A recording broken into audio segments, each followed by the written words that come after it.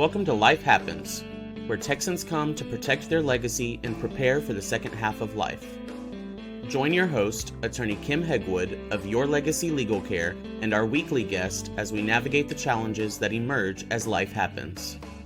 Now here's your host, Kim Hegwood. And good morning, and welcome to Life Happens with me, Kim Hegwood, and our very special guest today is Cherice Poole. Good morning. Good morning. So we're gonna have some fun today, and so we're going to be talking about mental health and aging, which is always a good topic. And Yes. so, and I think mental health any day is a good topic. But we're going to kind of get started to help our listeners who may be listening today. We're going to start off by doing something. I know, let's start a little simple today. We're going to talk about the overall importance of mental health in the context of aging. And so, because I don't know about you guys, but my grandkids are getting older, but I'm getting younger. So that's the plan. And so just so you know, I'm living in denial. So, that'll kind of help get you going this morning. So talk to our listeners about the overall importance. Yes. So first, let's talk about what mental health is, right? So mental health is basically taps into three areas: our thoughts, our feelings, and our actions. And so these three things allow us to be able to show up in the world. It allows us to be able to manage stress. It allows us to be able to navigate through problems. It allows us to be able to navigate through making decisions. And so when we're talking about aging, right? Aging is a natural, accumulation of progression of changes in our body, in our mind, in our brain, in our physiological system, all the different things that, make us, function from day to day. And so when you put all that together, mental health and aging, we let's just be honest, we're going to transition at some point, right? And so we want our latter years to be greater than our former years. We want some type of quality of life, as we transition out into this world. And so it's important because, it's important that we make sure that we have the best quality of life as we are growing older. Yeah, I'm a huge fan of that myself. I tell everybody, getting old is not for sissies. So Right. I'm like, because it's like, oh, there's a lot of little new challenges, Yeah. So, and definitely for sure. So, but what are some of the factors relating to aging that can impact someone's health? Yeah, so if we think about it, first things first, that when I work with my clients, I deal with a lot of grief and loss, right? So as we grow older, it seems like somebody is passing away. Like we feel like our loved ones and our friends and our families are, leaving us. And so that's a really, really, really large thing that impacts our mental health, right? Which leads into potential loneliness and isolation and, things like that. Of course, we have, loss of independence, right? And so, like I just said, our body is slowly, wasting. I won't say wasting away because that sounds bad, but declining, we'll say that. And so, typically when we see in with caregivers and they're taking care of their loved ones, typically something has happened, right? They've had a stroke, they've had, a heart attack, they might have fallen, which is typically, a catalyst for change, right? And so, while I was this thriving, driving and doing my thing and going shopping and going to all my activities, I now have to live with my daughter, right? And so there goes my independence, right? I got to rely on my person to take care of me, and that impacts your mental health, right?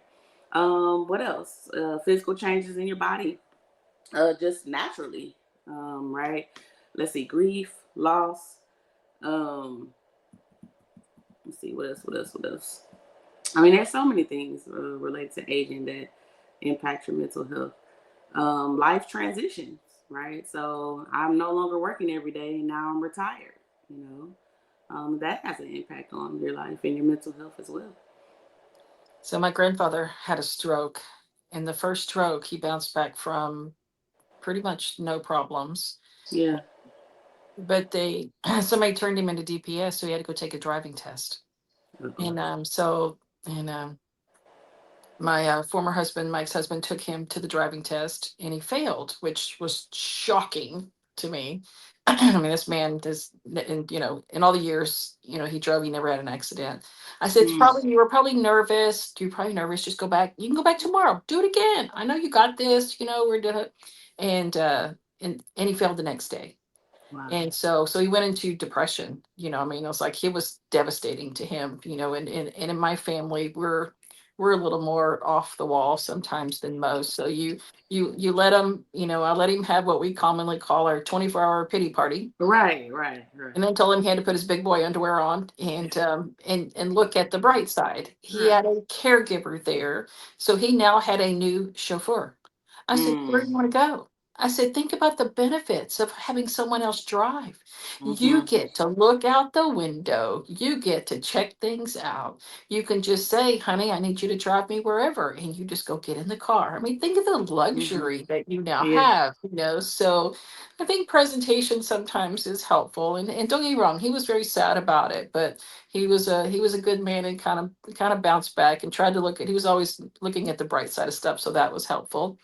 But yeah, let's talk about signs to look for that indicate a change in mental health. So whether it's the caregiver or the person themselves that's being cared for. So when do they? I mean, what do they look for, and when's a good time to say, "Whoa, you need to talk to somebody"? yeah. Well, let's start with the caregivers first, right? So you're taking care of someone. I always say, it may be corny, but when you go on a plane, right? And they say, hey, when this thing drops, they give you the whole little spiel and what you're supposed to do, put the mask on. But they say if you have someone with you, a child, someone who is vulnerable, you put the mask on yourself first, right? And so I always love to use that example about making sure that you are taking care of yourself, because you're no good for nobody else if you don't, right? Yeah. And so that starts with being able to recognize when you're not doing well, right? And so some of those signs typically for a caregiver is this overwhelming sense of weight, right? Like, of course, every day with caregiving, we always say I volunteer, with caregiver groups, and we always say expect the unexpected, right? You never know what you're gonna get when you care for somebody. One day might be a good day, the next day might be a bad day, and so, but when it becomes burdensome, when you are getting ready, when you want to give up, that's a sign, right? And typically, we don't notice that until we're at that point. And I was a caregiver for my mother as well. And so, I can relate to just going and operating and functioning. You're in survival mode because you just have to go. You're not thinking about yourself. Another sign is sleep.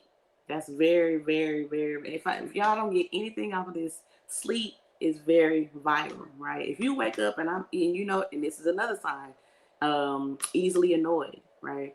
Every little thing kind of just bothers you, right? Those are signs, but sleep is very important. You wake up and you got an attitude. You wake up and you're not feeling it.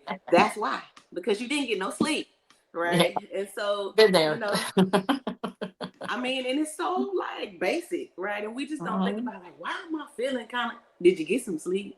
And there's something called vulnerability factors. So sleeping, what you ate, if you are using any substances, and if there's like a typical stress that's going on. And so you have to examine those things always. Okay, did I get sleep? Have I eaten? You know the term hangry, right?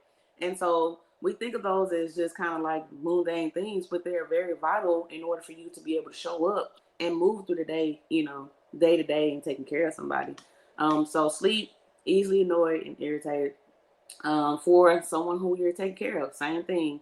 I will say for the aging adult, you have confusion, memory changes. Now this is not your normal, oh, I forgot your name, and then that's it, right? We're talking about, getting lost in the neighborhood, right? Or on the way to the store. We're talking about, leaving something on the stove for a long period of time. And with the memory changes, it's not, I forgot, but I end up recalling eventually, right? If there's no recall, that's a sign, right? And that doesn't necessarily mean you have dementia. You don't have to go all the way to 100 about that. It means that sometimes depression shows up in memory changes. Sometimes anxiety is a cause of changes in your focus and ability to remember things. And so those are signs. Also, aches and pains.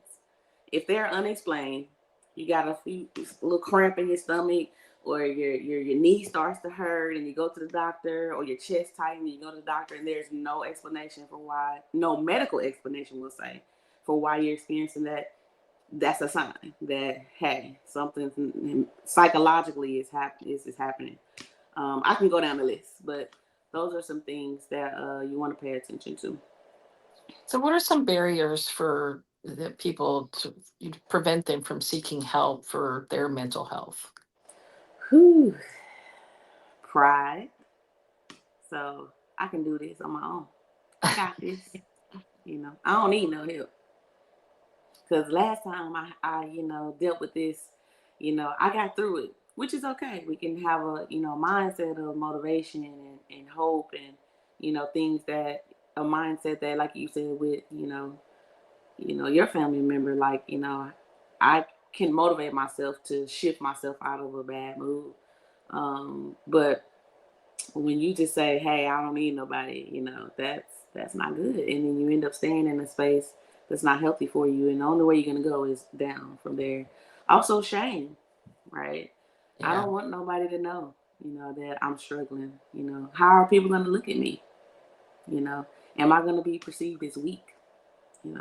If I say, hey, I'm not doing too well, I think I need to go talk to somebody, or I'm not doing too well, can you come sit with me, right? But I don't really know if I'm going to be judged, right? Then we roll over into stigma, right?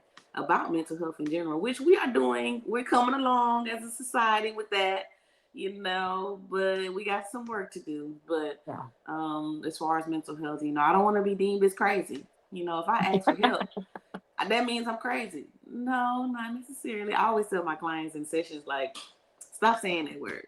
Like, there's a cuss word in session, right? Because that is further exacerbating stigma, right? Or we say it even just in conversation. Ooh, this bipolar weather. Like, that's not helping stigma, right? And so we have to be able to, speak the warm and compassionate language, so that people are comfortable with what they are dealing with and to be able to open up. And I want to go back to, when you're seeking help, it's about recognizing where you're at. So when we're talking about mental health, I like to describe it as a continuum, right? I'm a therapist, but that doesn't mean I'm immune to, poor mental health, right? It's just like a state of physical health. And so on one end, we have thriving, right? So you're operating at your maximum potential. Then you have surviving, which is where I see a lot of us operating, right? We're just going, we're operating off of just fumes, right? And then you have struggling. Now, surviving is your point where you're recognizing these signs. Ooh, my sleep is changing. Ooh, I'm getting a little bit more irritable. Ooh, I'm starting to get these aches and pains. That's when you should say, okay, something's not right. We shouldn't have to wait till we're in crisis. That's at the opposite end, right? So I'm about to fall over, right? Like, we shouldn't have to wait then, because we want to be proactive.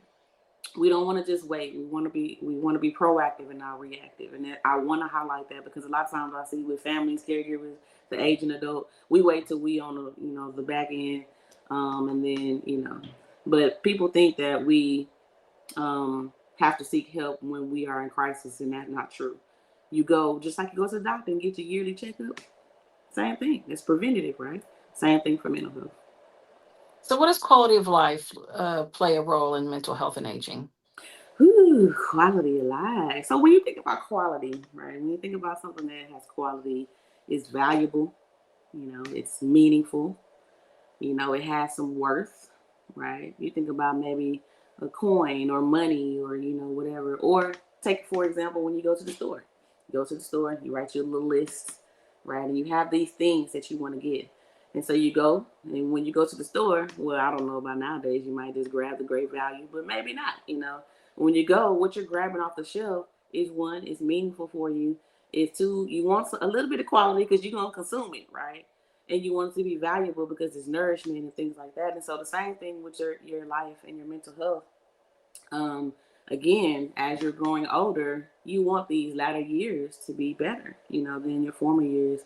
And so when you're talking about quality of life, when you have those, when you're considering what my life means to me. And typically in this stage of life, you're thinking about that. You know, your kids are grown. You know, you don't have to take care of no kids. You're not working. You know, and so it's like, okay, now what, right? And so the luxury of that is you get to decide. You know, unless obviously circumstances, right, decide that. But it gives you a sense of empowerment to say, hey, you know, how do I want to live these years out, right? And so that then leads to satisfaction. And so if you have poor mental health, then surely that's going to impact your quality of your life, right? Remember, we talked about the way you see things, the way you show up, the way you deal with problems, you know, the way you make decisions. And so all of that ties together. But so what does healthy aging look like? Ooh, I love to talk about this because we think growing older means you old and rigid and you're about to fall over. And that's not true. Like, there are thriving, you can thrive as you age. Just because your body is naturally, you know, deteriorating does not mean, again, you can't have a quality of life and have, you know, a healthy, you know, aging process. And so what does that look like? Exercise. It seems so, you know, oh, exercise. No, literally move your body. That's very important. Walking in the neighborhood, enrichment activities. I just got off the line with a client who was very excited about joining her multi-service center in her neighborhood. Why? Because that's connection. That's another healthy aging connection. We need people as much as we like. Sometimes I don't want to fool with nobody. You know, we need people. We were put on this earth to engage, and that prevents isolation and loneliness, which is prevalent in the aging population. Remember, we talked about grief and loss. We've lost a lot of people.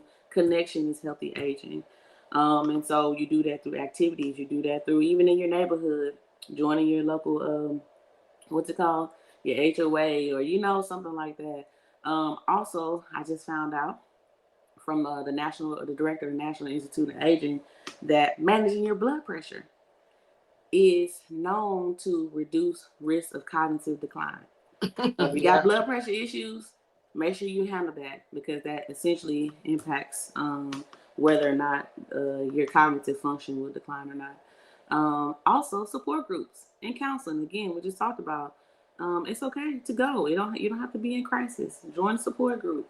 Find somebody to talk to. What else? So we got counseling.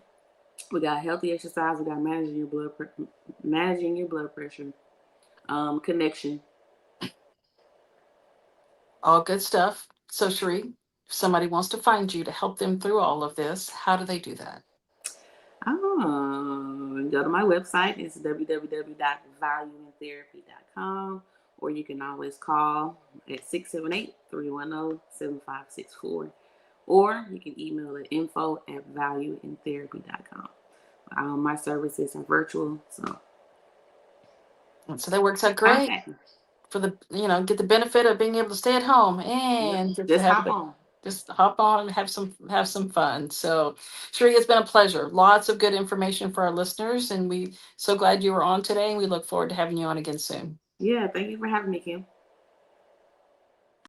Thanks for tuning in to this week's episode of Life Happens with Kim Hegwood. Be sure to tune in every Thursday at 10 a.m. wherever you listen to your podcast as we navigate through the challenges that emerge as life happens. The content of this podcast does not establish an attorney-client relationship or constitute attorney-client privilege, legal, medical, financial, or any other professional advice.